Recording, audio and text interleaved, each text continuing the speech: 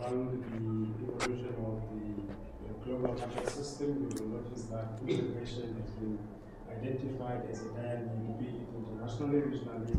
sub-regionally. And this involves the creation of regimes of polities, and you will notice that the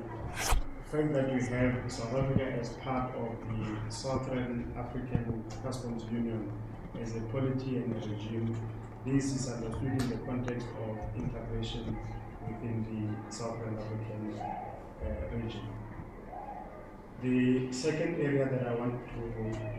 highlight is the EU-South Africa, which entails the nature of the two parties to the agreement.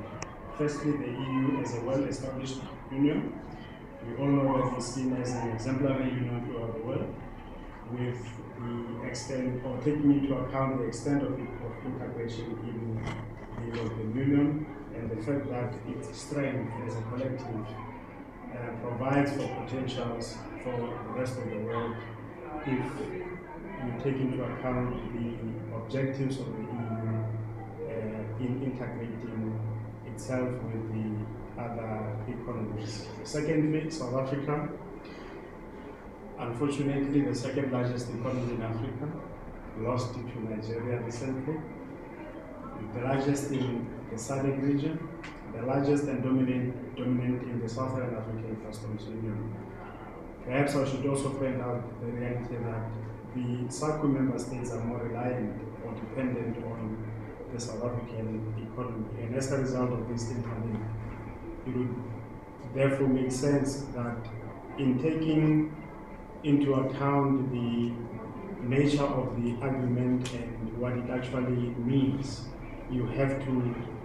think about what the ramifications will be to the SACU member states on the basis of their reliance or dependence on South Africa. The cooperation agreement was entered into force in 2000. Fundamental to the agreement is the issue of free trade. Now, these suggest that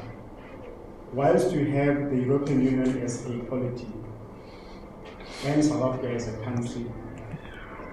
that belongs to the Southern African Customs Union, and forgetting